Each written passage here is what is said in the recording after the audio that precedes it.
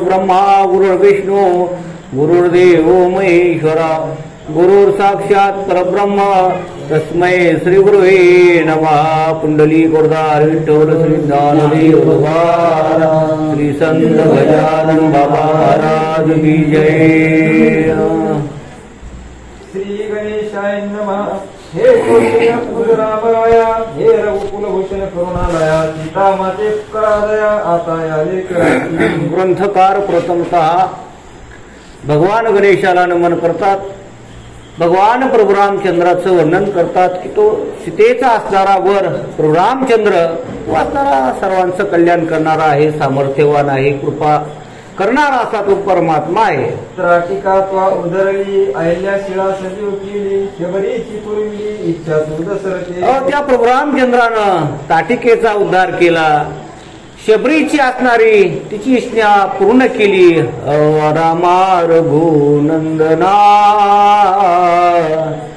आश्रमात या कधी रे येशील रामा रघुनंदना। हो त्या शबरीची इच्छा होती प्रभू रामचंद्रानं माझ्या आश्रमामध्ये यावं। प्रभू रामचंद्र एक दिवशी तिच्या आश्रमामध्ये गेलेले आहेत आणि तिची असणारी फळं खाल्लेली आहेत। न म्हणे उच्चिष्ट अथवा थोडे तुका म्हणे भक्ती पुढे किंवा थोर प्रेमाचा भुगेला हाची दुष्काळ तयाला। हो बोरे खाय भिल्ली तिची ऐका महिमा आवडीची बोरे खाय भिल्ली तिची असा असणारा परमात्मा सर्वांची इच्छा पूर्ण करणारा आहे। भक्त रक्षण कारण सोडले नरपसिंहासन वानर केलेच बलवान केवळ भक्ताच्या रक्षणाकरता आपलं सिंहासन सोडून परमात्मा धावून जातो आणि त्या वानरावरती कृपा करून वानरांना सुद्धा तो पवित्र करणारा आहे। कपिकुळ उद्धरिले मुक्त केले राक्षसा असा असणारा तो परमात्मा आहे। शिळा तरल्या सागरी तुझ्या नामे रावणारे बसविलास गादीवरी भक्त। शिळा झालेली कोण शिळा होती मनुष्य झाली। थोर कीर्ती वाखानिली लंका दहन केली हनुमंत काशाने। अहिलेचा असणारा उद्धार तो असणारा परमात्म्याने केलेला आहे। जो जो आला शरण तुझ्या की आनंद कंदन दैन्य दुखापदा त्यांच्या वाहिल्यास। जो त्या परमात्म्याला शरण जातो त्याचा असणारा परमात्मा निवारण करतो। जो मज होय अनन्य शरण त्याचे मी निवारी जन्म मरण।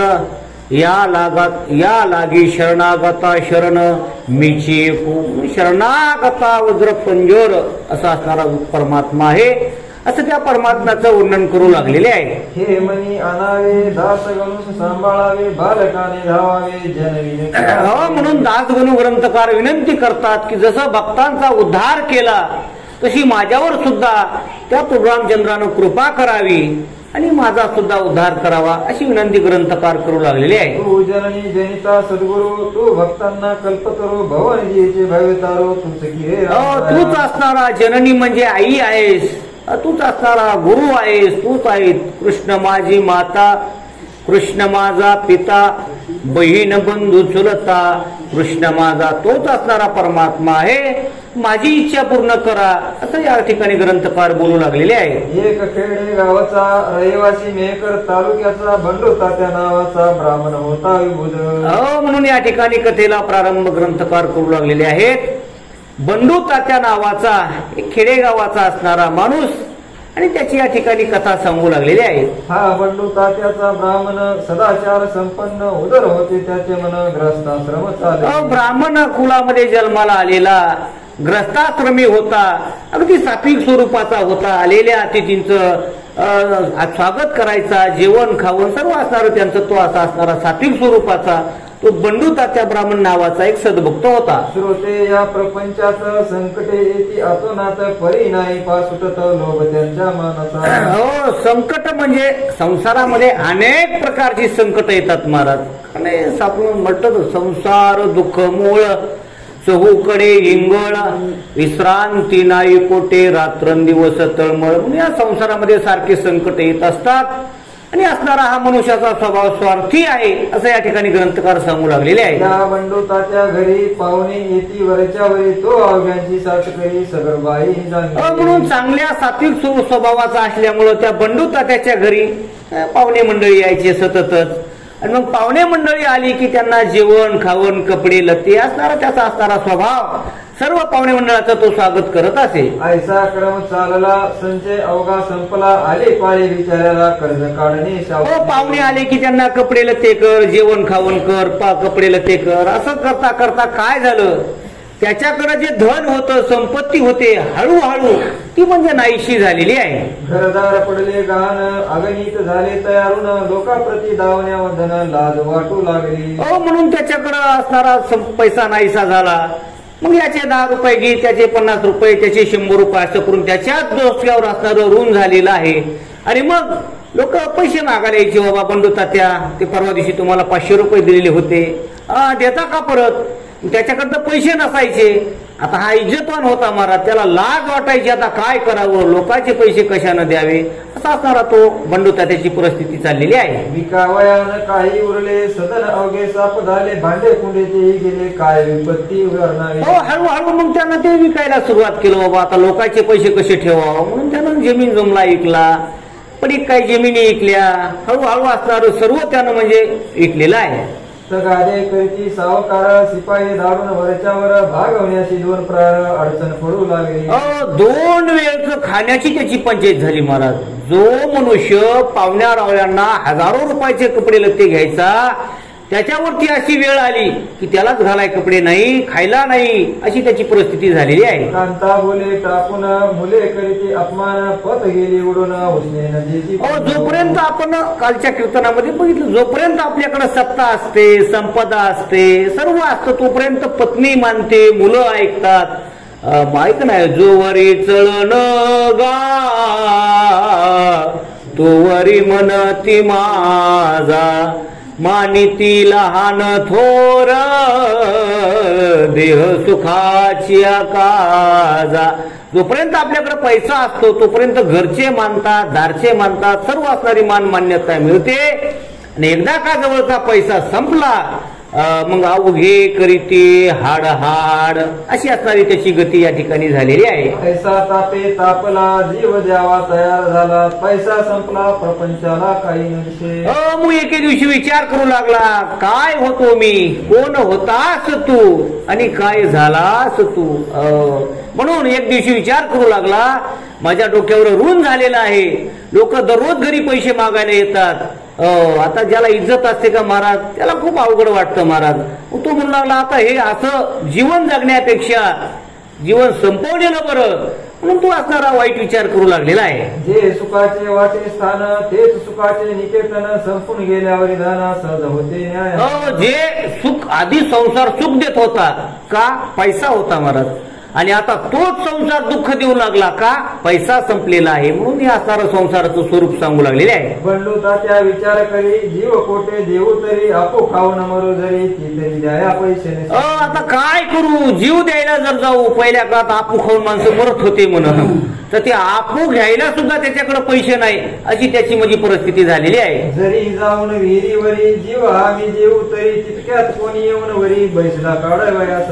मला एखाद्या हिरीत जाऊन जीव द्यावा म्या हिरीत उडी टाकली लोक धावत आले आणि त्याने जर मला वर काढलं वाचविलं तर पुन्हा अजून अपमानाची बारी आहे का नाही. एक तर मराव नाही तर पुन्हा जीव देऊ लागले आणि मग पुन्हा हे सावकार लोक म्हणतील आमच्या पैशामुळे जीव देऊ लागला माझ्यावर केस करतील असंही त्याच्या मनात पुन्हा येऊ लागलेलं आहे. जीवही न जाईल उलटी पद्धती होईल सरकार शिक्षा देईल आत्महत्या. उडी टाकली तर मग मराव तरी माणसानं वाचल्यास म्हणले ते बी जीवन अवघड आहे म्हणून मला पुन्हा सरकारच्या हवाली करतील अटक करतील असं तो वाईट विचार करू लागलेला आहे. यापेक्षा हिमालया जावे वाटे जीव द्याया आत्महत्येचा ते ठाया दोषही न लागेल. त्याच्या मनामध्ये आला आपण असं करू म्हणला आता हे सगळा संसार सोडून देऊ आणि हिमालयामध्ये जाऊ म्हणला आता साधू होऊ संन्यासी होऊ तिकडे जाऊन मरून जाऊ म्हणला अन्न खायचं नाही काय नाही आपण आप असणारा हे जीवन संपण असं त्याने विचार केलेला आहे. ऐसा करून विचार पडला घराच्या बाहेर अखेरचा तो नमस्कार केला त्याने प्रपंचाला. संन्यासी झाला महाराज. अंगावरले सर्व कपडे काढून टाकले आणि तो संन्यासी होऊन असणारा तो हिमालयाकडे निघालेला आहे. एक लंगोटी घातली राख अंगा लावली त्याने युक्ती केली ओळख आपली बुजवावी. बस ऐसे कैसे झाले भोंदू आणि कर्म करोनी म्हणती साधू. अंगाला ओनिया राख डोळे झाकोनी करती पाप. तसा तो नव्हता महाराज. त्याच्यावरती वेळ आली परिस्थिती आली. तो का फसवाय निघाला नव्हता. त्याला ते सहन होत नव्हतं म्हणून तो निघालेला आहे. लंगोट त्यानं अंगावर घातलेली आहे आणि पुढे तो असणारा चावू लागलेला आहे. ते अब्रुदाराशी जननिंदेचे मानसी भय वाटे अरणीशी हे सकळा मासी ठाऊक.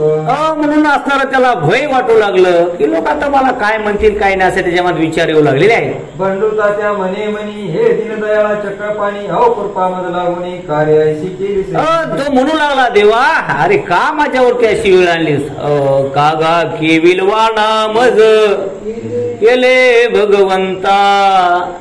काय आपुलिया सत्ता स्वाधीनता ते नाही. का देवा माझ्यावरती तू अशी वेळ का आणलीस असं तो देवाला बोलू लागलेला आहे. तुझ्यावरील विश्वास माझा होता पूर्ण अधोक्षेचा तू रंकाचा करीशी राजा. अरे देवा तुझ्यावर माझा विश्वास होता.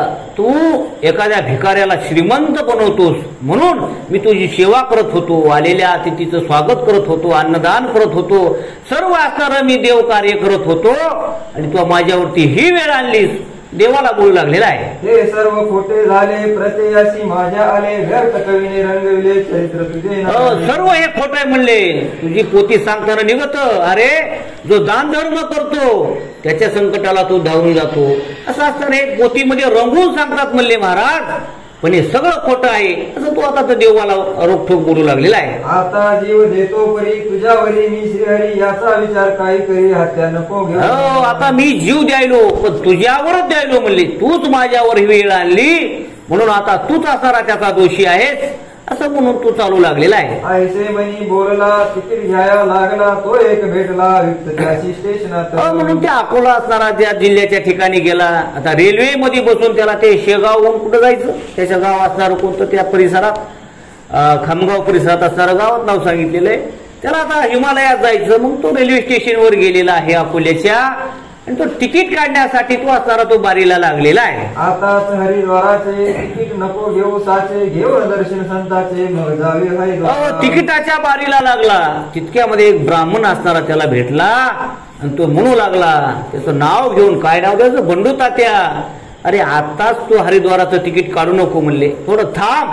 आणि मग काय तो ब्राह्मण सांगू लागलेला आहे. आपल्या वराड प्रांतात श्री गजानन महासंत आहेत अवतरले संप्रंत त्यांच्या दर्शनात एकदा काय कर म्हणले. आपल्या वरड प्रांतात म्हणजे विदर्भामध्ये शेगाव मध्ये एक गजानन बाबा नावाचे साधू आहेत म्हणले.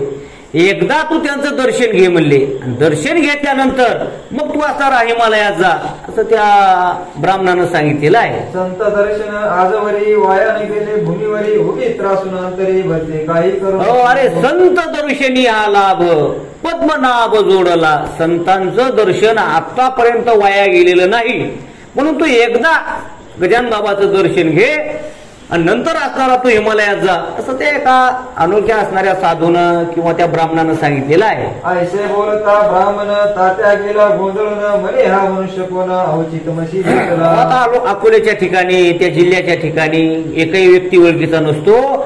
पण तो विचार करू लागले बंडू तात्या की हा माणूस कोण असेल. मलाच कसं काय सांगतोय. त्याला काय माहिती माझ्यावर ही वेळ आली. मी हिमालयात चाललो. माझं नाव बंडू तात्या आहे. तो आता त्या ठिकाणी जरा विचार करू लागलेला आहे. किंवा यांनी ओळखले मी बंडू तात्या म्हणून भले काही न माझ्या तर्क झाले पुसून तरी याचे कसा. हो म्हणे याला माझं नाव कसं काय माहिती. मला तर या माणसाची ओळख नाही पण बंडू तात्या म्हणून त्यानं मला हाक मारली. बरं मी म्हणू तुम्हाला माझं नाव कसं काय माहिती तर कसं विचारू. असंही त्याला म्हणजे लाजीरवाणी गोष्ट वाटू लागलेली आहे. काही असो शेगावाशी जाऊन बंधू समर्थाशी ऐसे बोलून मानसी शेगावाची पातळा. चला म्हणलं आता सांगितले ना ब्राह्मणानं एकदा शेगावला जा. एकदा म्हणला शेगावला जातो आणि त्या गजानन बाबा असणाऱ्या साधूचं दर्शन घेतो असं त्यानं विचार केलेला आहे. दर्शना गेला ब्राह्मण तो महाराज बदले हसून कार्य देशी जाऊन प्राण हिमालयाची. शेगाव मध्ये गेला. गजानन बाबाच्या आश्रमामध्ये गेला.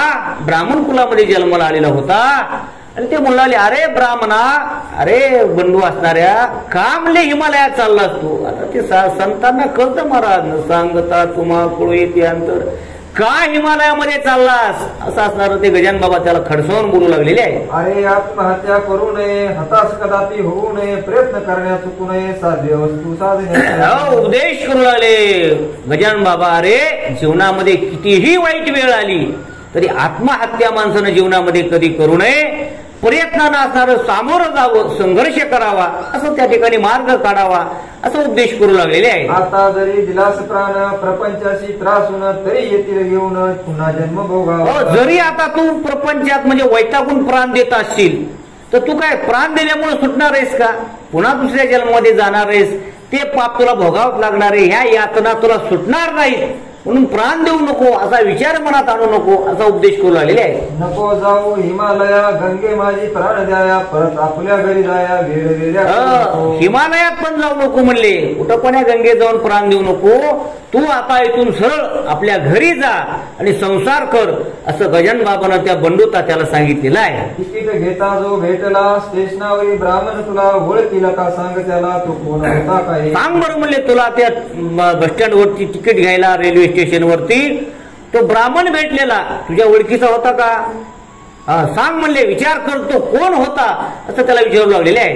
जा आता घरी परत, राहू नको लवई येत, माझा बाप तुझ्या मळ्यात आहे एक मसोबा. म्हणले तू आता घरी जा आणि माझा बाप असणारा म्हणले म्हसोबा तुझ्या शेतामध्ये म्हणले, आणि काय करत्या म्हसोबाचं जाऊन सांगू लागलेले आहे. त्या म्हसोबाच्या पूर्वेशी बाबुळीच्या झाडापाशी खोदून पहा मेदिनीशी, 2 प्रहर रात्री. त्या म्हसोबाच्या जवळ पूर्व दिशेला बाबळीचं झाड आहे म्हणले, आणि तिथं असणार तू खोदून पाय म्हणले, खोदायचं सांगितलेलं आहे. आणि काय सांगू ऐका, काम जमीन खोदण्याचे तू एकटा करीसाचे, खाली 3 फुटाचे द्रव्य तुझला सापडे. ते ठिकाण सांगितलं, एकटाच जा म्हणले, आणि 3 फूट असणारी जमीन खाली खोद, आणि काय त्याच्यातून निघणार आहे ते ऐका. त्यातून थोडे कर्जदारा, जेवण इकडून मुक्त होई, खरा नको सांडूस बायका पोरा उसने वया. त्याच्यातून तुला हिरे माणिक काय असणार धनाचा हंडा भेटणार आहे म्हणले, आणि त्याच्यातून असणार तुझ्यावर डोक्यावर झालेलं जे कर्ज आहे ते कर्ज देऊन टाक, आणि राहिलेलं धन आनंदानं त्याचं असणार उदास विचारे वेचे करी, चांगल्या मार्गाने त्याचं हे कर म्हणले, सांभाळ, असं त्याला सांगितलेलं आहे. ऐसे बोलता गजानन आनंदला तो ब्राह्मण, आला खेड्यास परतून राख पुसुन. खेरडा नावाचं गाव त्या परिसरामध्ये असणार, त्याला आनंद झाला आणि तो असणारा परत आपल्या घरी आलेला आहे. रात्रीच्या वेळेला मळ्यात मसोबाशी आला, बाबुळी खाली लागला, जमीन खोदाया. रात्रीच आला, दिवसा लोक बघत म्हणून, आणि मसोबाजवळ जी बाबळ होती त्या बाबळीच्या असणाऱ्या ठिकाणी तो खांदू लागलेला आहे. तो 3 फुटावर लागली शोचे घागर, एक तांब्याची साचार वेळणी होती. 3 फूट त्यानं खड्डा खोदला, तांब्याची घागर म्हणजे त्या ठिकाणी लागलेली आहे. त्या तांब्याच्या घागरीत मोहरा सोन्याच्या 400 पडल्या त्यांच्या दृष्टीप्रथम. मग काय, आणि त्या तांब्याच्या घागरीमध्ये 400 मोहरा त्याला म्हणजे त्या दिसू लागलेल्या आहे.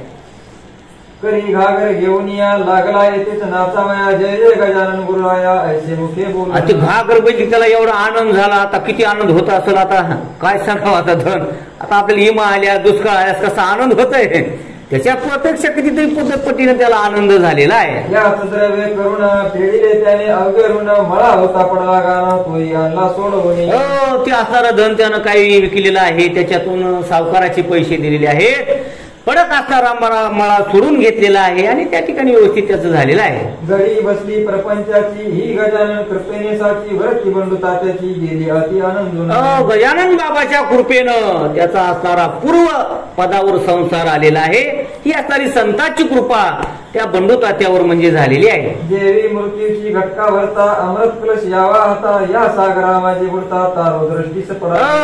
काय म्हणले, मरण जवळ यावं आणि अमृताचा कलश असणारा हाताला लागावा, आणि तो प्राशन केल्यानंतर त्याचं मरण जसं टळतं तसं याच्यावर वाईट वेळ आली होती, पण गजानन बाबाची संगती त्याच्या जीवनामध्ये झाली, त्याची पूर्वस्थिती पूर्वपदावर आलेली आहे. बंडू तात्यास तैसे झाले, दुःखाचे ते दिवस सरले, मग त्याने पुढे केले येणे आपा शेगावा. म्हणून त्याची असणारी सर्व दुःखद परिस्थिती निघून गेलेली आहे, तो असणारा परत म्हणजे त्या ठिकाणी गजानन बाबाची वारी करू लागलेला आहे. दान धर्म तेथे केला मोठ्या प्राणा माझी भला गजाननाच्या पदी भला लीन अनन्य भावाने. म्हणून शेगावमध्ये त्यानं मोठा असणारा भंडारा त्या ठिकाणी केलेला आहे.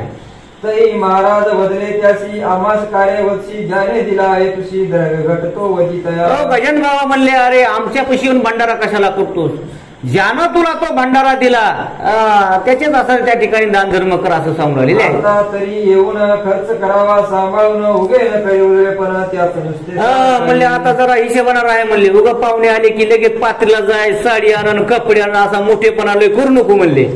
आले की आपलं पाहुणे रावलेला चहा पाणी वगैरे जेवण खावण काय नाही म्हणले. तसं वाटलं तरी तुला कोणी काय म्हणणार नाही म्हणले.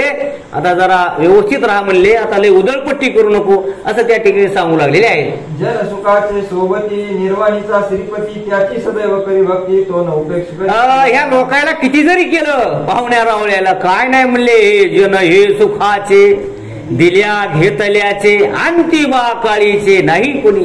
सर्व साधू संतांनी हेच सांगितले. हे लोक काय नाही सुख के सब साथी दुःख में ना कोई. म्हणून आपल्या परिस्थितीनुसार योग्यतेनुसार त्यांना असणारे त्यांचं स्वागत करावं सर्व करावं त्याच उपदेश त्या ठिकाणी करू लागलेले आहे. ऐसा उपदेश ऐकिला समर्थाशी वंदन भला बंडूता त्या गावास गेला आपल्या अति आनंदी.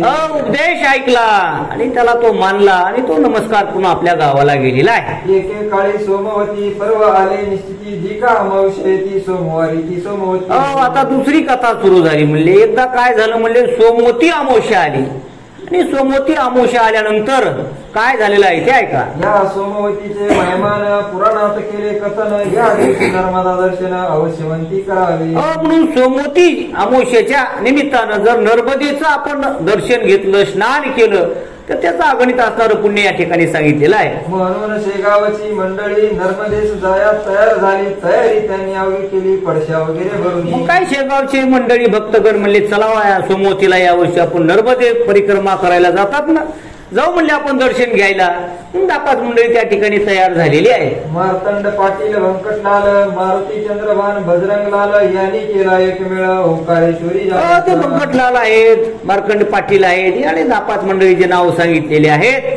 त्यांनी नर्मदा ते तीर्थक्षेत्राला जाण्याचा विचार केलेला आहे. व्यंकटलाल म्हणे अवघ्याशी आपण जातो नर्मदेशी घेऊ सांगते महाराजाची स्नान करा. मग ते व्यंकटलाल म्हणले अरे आपण तर चाललोच म्हणले. मग चला म्हणले आपल्या गजानन बाबाला आपल्या सोबत घेऊ असं ते बोलू लागलेले आहे. चौघे मठा माझी आले समर्था विनू लागले ओंकारेश्वरी गुरुमावली चला आमच्या समवेत. मी विनंती केली सगळ्यांनी म्हणले बाबा आम्हाला नर्मदेला जायचंय म्हणले पण आमचा विचार आहे तुम्हालाही घेऊन जावं आमच्या सोबत तुम्ही नर्मदा परिक्रमा करायला चला असं त्या ठिकाणी बोलू लागलेले आहे. तुम्ही असल्या बरोबर काळाचाही नाही दर घाला आम्हास पायावर त्या ओंकारेश्वर. तुम्ही आल्यानंतर आम्हाला कसल्याही प्रकारची भीती राहणार नाही.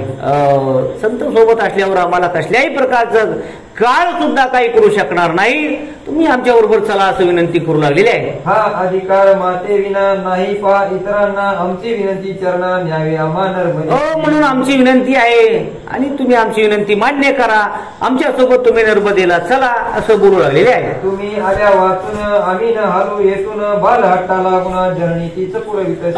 म्हणून तुम्ही आल्याशिवाय आम्ही जाणार नाही म्हणले. तुम्ही नाही आला तर आम्ही नर्मदेला जाणार नाही.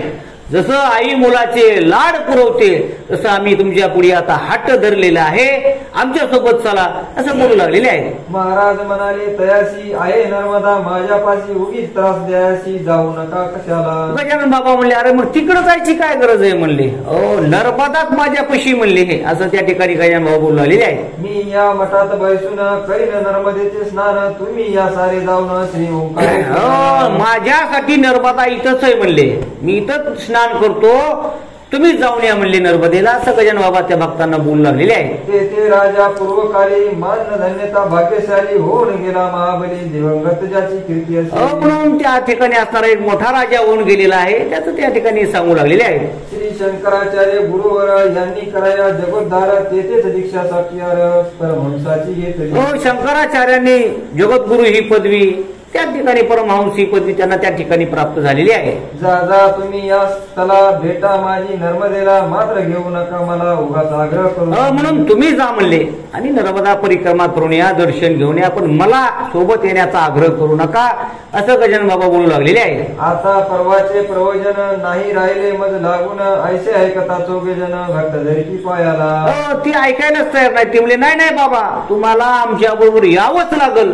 पायावर लोटांगण घालू लागलेले आहे. काही असो तेतवरी, चला आमच्या बरोबरी, लगेच येऊ माघारी स्नान करून. काय नाही म्हणले, आपण जाऊन काय नाही नुसतं स्नान करून लगेच वापस येऊ असं त्या ठिकाणी जास्त विनंती करू लागलेली आहे. महाराज म्हणाले ठीक ठीक, तुम्ही दिसता धांबिक, नर्मदेच्या आयोजक आपल्या विहिरीमध्ये.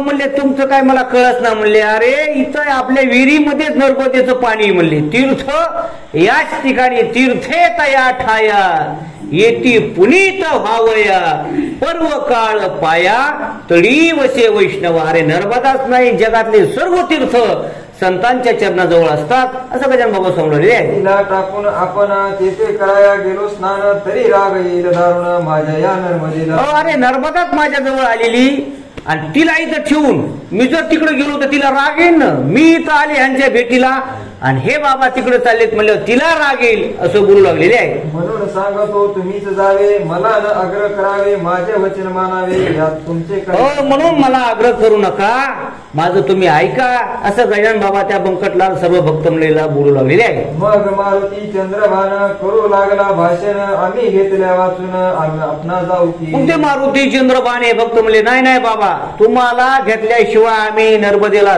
जाणारच नाही असं बोलू लागलेले आहे. समर्थ म्हणाले मी तेथ आल्या होईल विपरीत, मग तुम्ही दोष मात्र देऊ नये आम्हाला. लय थाट झाल्यावर म्हणले मी येईन पण तिथं आल्यास म्हणले काय विपरीत होईल, मग मला दोष देऊ नका म्हणले. मग तिथं काय नंतर काय झालं ना, मग मला दोषी ठरू नका असं गजानन बाबा त्या भक्तांना सांगू लागलेले आहेत. ऐसे मठात बोलणे झाले, अवघे ओंकारेश्वर आले, परवासाठी मिळाले लोक तेथे आपण. हे म्हणले ठीक आहे म्हणले बाबा, काय व्हायचे ते होऊ द्या, पण तुम्ही आमच्या सोबत चला.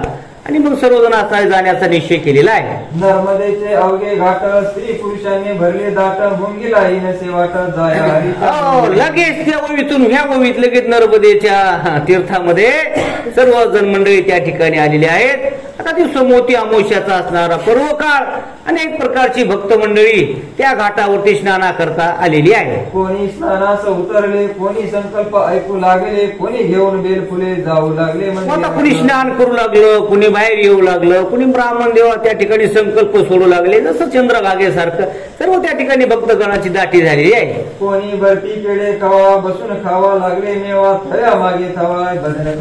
कोणी स्नान करून पेढे बर्फी खाऊ लागले. अशा प्रकारचे कोणी गंधालावीत गंधावले फिरू लागले. हे सर्व असणारा प्रकार त्या ठिकाणी दिसून आलेला आहे. पर्व संपेपर्यंत अभिषेकाची मंदिरात गर्दी झाली अत्यंत. तो समोती पूर्व काळ जोपर्यंत आहे तोपर्यंत अभिषेकासाठी त्या ठिकाणी बारी लागलेली आहे, गर्दी त्या ठिकाणी झालेली आहे. रमशा त्या ओंकारी समर्थाची बैसली स्वारी, पद्मासन घालून काठावरी त्या त्या ओंकारेश्वराच्या ठिकाणी त्या घाटावरती गजानन बाबांनी पद्मासन घातलं आणि त्या ठिकाणी ध्यान त्या ठिकाणी करू लागलेले आहे. चौघे दर्शन घेऊन आले, समर्था विनू लागले, आता पाहिजे सोडले जाणे सगळे. आता हे चौघ जण असणारे बंकटलाल त्या असणारे नावं घेतलेले आपण. हे स्नान केलं, यांनी दर्शन घेतलं आणि म्हणले चला आता आवरले म्हणले सगळं. पण गजानन बाबाकडे आले. गजानन बाबा ध्यानस्थ बसलेले होते.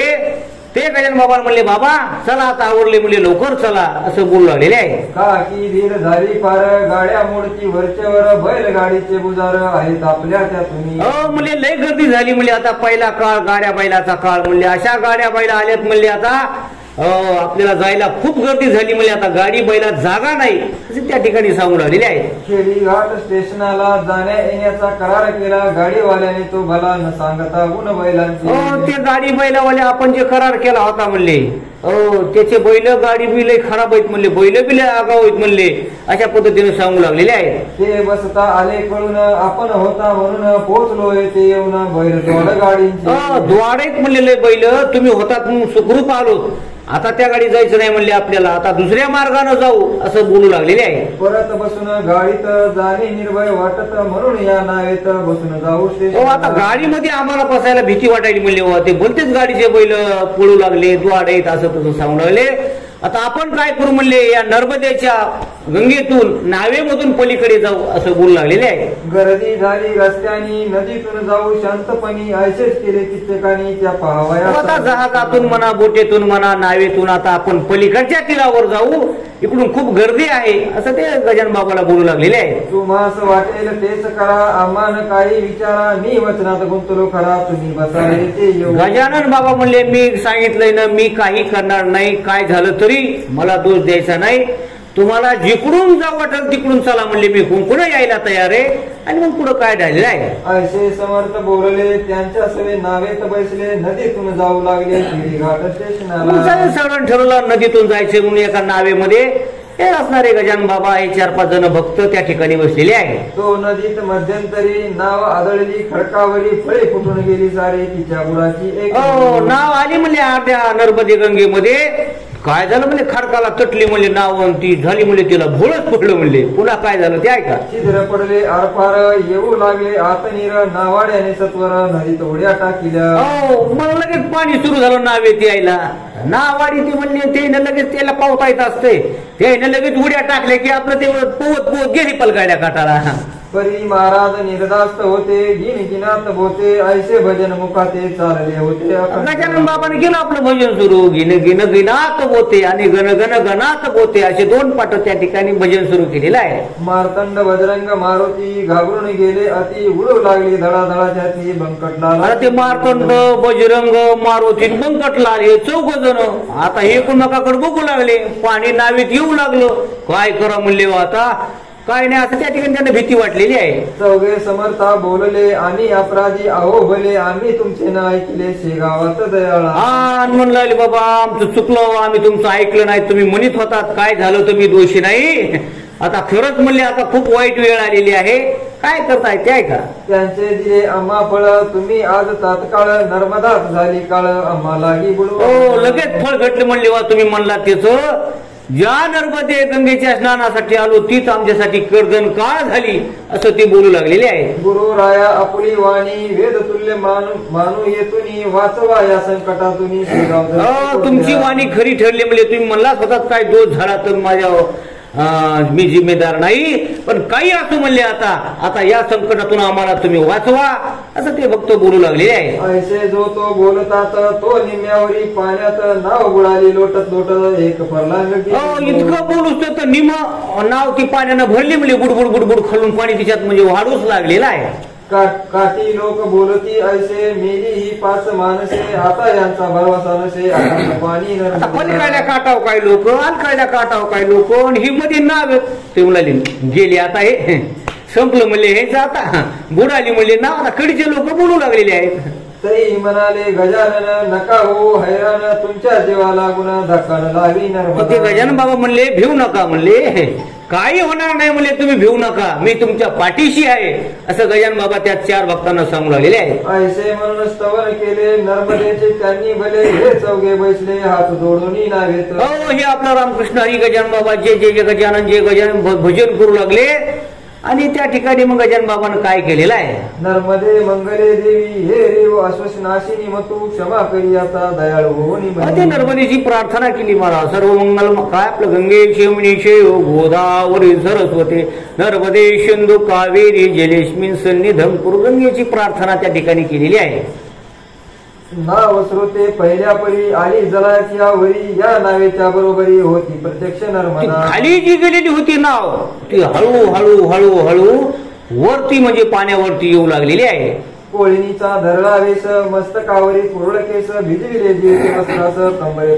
खालून नर्मदा मातेनं रूप धारण केलं का कोळणीचं, आणि ती डोक्यावरती नाचणारी नाव घेतली आणि वरती आणलेली आहे. जसं तुकाराम महाराजांचे अभंग पाण्यावर वरती आले, जडी दगडा सहित वह्या तारी येल्या जायच्या लाह्या, तशी असणारी नाव पाण्यावर आधार असणारी त्या नर्मदे मातेनं रूप घेऊन गेलेली आहे. नौका कंटास लागली, अवघ्यानी ती पाहिली, आश्चर्यचकित मुद्रा केली, पाहून तळाच्या तळाला असणारी काठेला नाव आलेले आहे आणि सर्वांना आश्चर्य त्या ठिकाणी वाटू लागलेलं आहे. ही बाई होती म्हणून आमचे हे वाचले प्राण, बाई आपण कोठील कोण हे सांगा.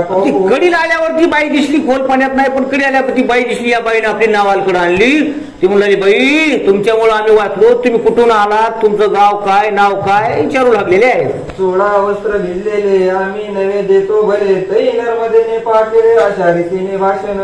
म्हणून त्या ठिकाणी ती नर्मदा काय बोलू लागलेली आहे. मी ओंकार कोळ्याची कन्यका, माझे नाव नर्मदा ऐका, आम्हा परिपाठ आहे देखा ओले वस्त्र. ओंकारेश्वर त्या ठिकाणी असणारं प्रसिद्ध ज्योतिर्लिंग, त्या ओंकारेश्वर कोळ्याची म्हणले मी कन्या आहे नर्मदा, आणि आमचं कामच आहे म्हणले असं या ठिकाणी ती सांगू लागलेली आहे. मी ओलीच राहते निरंतर, माझे रूप आहे निर, ऐसे बोलून नमस्कार करून गेली.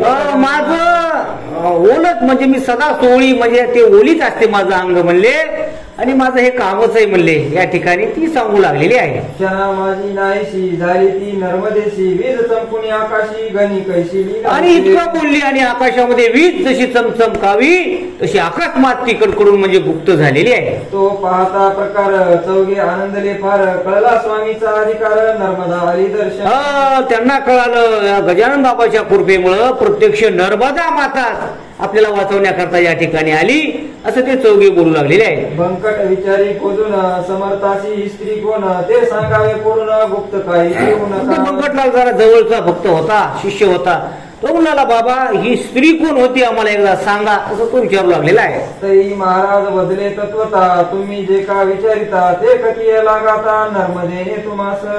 म्हणून ते नर्मदा त्या गाथेमध्ये म्हणजे सांगितलेले, म्हणजे ती नर्मदा कोण होती ते का ग्रंथामध्ये सांगितलेलं आहे असं सांगलेले आहे. कोळी जो का ओंकार तोच आहे ओंकारेश्वर, माझेच रूप आहे निर, ऐसे निर्मदा. म्हणून ते ओंकारेश्वर जो कोळी म्हणजे तो ओंकारेश्वर भगवान, ते माझं स्वरूप आहे असं त्या ठिकाणी बोलू लागलेले आहे. अरे ती प्रत्यक्ष नर्मदा, संशय तेथे घ्यावा कदा, संकटा माझी देते सदा हात ती आपल्या. आणि ती प्रत्यक्ष नर्मदा गंगाच आहे म्हणली, नर्मदा माता आहे, तिनंच आपलं रक्षण केलेलं आहे, याच्यामध्ये कसलंही संशय घ्यायचं कारण नाही असं सांगू लागले आहे. म्हणून तिचा जय जयकार करा मोठ्याने एक वार, जय जय नर्मदे निरंतर ऐचेच रक्षण. म्हणून म्हणले सर्वजण असणारे त्या नर्मदे गंगेचा एकदा जय जयकार करा म्हणले.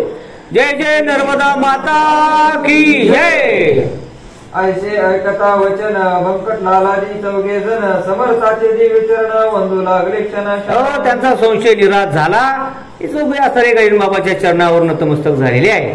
परत आले शेगावात, ज्यांना ज्यांना हीच मात, होऊन या हर्षभरित सांगू लागले. आणि मग गावाकडे आल्यावर मग हसून सांगू लागले, हल्लोय झालं म्हणले आमचं, येतच नव्हतं वापस, असं सर्व पुन्हा त्या शेगावमध्ये सांगू लागले आहेत. सदाशिव रंगणात वानवळे, एका ग्रस्ता समवेत भले, शेगावात येथे झाले महाराजांच्या दर्शन. म्हणले आता ही कथा झाली, पुढची कथा लागली. सदाशिव वानवडे शेगावचेच असणारे त्या ठिकाणी म्हणजे काय त्या भक्ताची कथा सुरू झालेली आहे. या सदाशिवा कारण टोपण नाव तात्या जाण, हे माधवनाथाचे छात्रगण चित्रकूटाच्या होते ते. त्या सदाशिवाला तात्या म्हणून त्या गावात ओळखत होते, ते माधव असणारा त्यांचा जुना भक्त, त्यांचा असणारा तो वंशज आहे. माधवनाथापर्यंत योगायोगी होते अवगत, ज्यांचा शिष्यगण मावत आहे या ठिकाणी. माधवनाथ म्हणून गुरु असणारे त्यांचा तो असणारा शिष्य तात्या, ते त्यांची या ठिकाणी कथा सांगू लागलेली आहे. सदाशिव आले शेगावाला, जेव्हा श्रीच्या दर्शनाला, तेव्हा महाराज भोजनाला बसले होते मठात. सदाशिव असणारे त्या ठिकाणी एके दिवशी ते भोजनाला आलेले आहेत, म्हणजे आलेले आहेत, आणि नेमके गजानन बाबा भोजनाला बसलेले होते. तर काय झालेलं आहे ते ऐका. सदाशिवाशी पाहून माधवाची झाली आठवण, गजानना कारण संत संता जाणती. म्हणून सदाशिव ते तात्या त्या ठिकाणी आल्यानंतर ते माधव म्हणजे त्यांच्या गुरुची त्या ठिकाणी त्यांना आठवण झालेली आहे. वानवळे येताक्षणी महाराज बोलले मोठ्यानी, अरे नाथाच्या शिष्य लागून बसवा आणून माझ्या पुढे. अरे हा तर म्हणले आपल्या माधवदास स्वामीचा शिष्य म्हणले, बोलवा म्हणले त्याला आणि आपल्या जवळ बसवा, असं गजानन बाबांना सांगितलेलं आहे. त्यांचे गुरु माधवनाथ गेले जेवण इतक्यात, मठी माझ्या समवेत ते दोघे होते. आताच म्हणले माधवदास स्वामी जेवून गेले म्हणले, आणि त्यांचे शिष्य आता आलेले आहेत, त्यांना त्या ठिकाणी बोलावलेलं आहे. थोडा वेळ आधी जरी हे आले असते तरी भेट त्यांच्या गुरुची करी होती.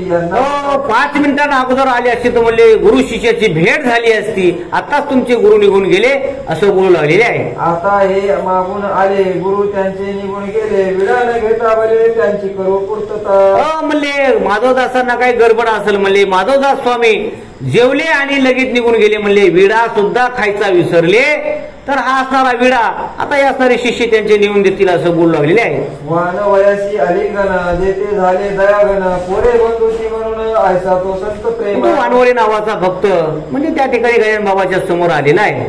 रीतीप्रमाणे सत्कार केला वानवळ्याच्या शेगावाला जाताना त्या निरोप दिला समर्थानी. सर्व शेगावकरांनी त्या वानवडेकरांचा खूप असा चांगला सत्कार केलेला आहे.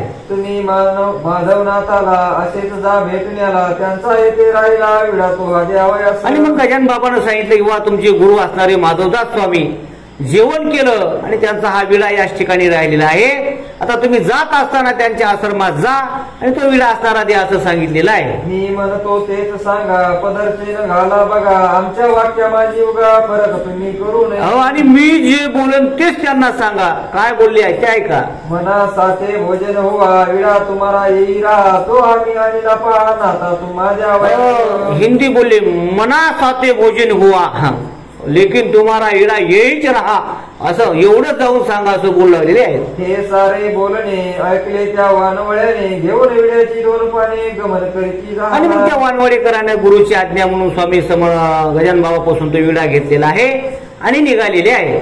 माधवनाथा हकीकत त्याने कधी होत महाराज आपण शेगावात आला होता काही. आणि ते गेले आणि त्या माधवदासाला म्हणू लागले तुम्ही शेगावला आता गेलतात का म्हणले. असं त्या ठिकाणी पुन्हा ते वानवडेकर माधवदासांना जाऊन बोलू लागलेले आहे. गजानन जे बोले तसेच आये झाले भोजन समयी त्यांनी केले स्मरण माझे हीच भेट.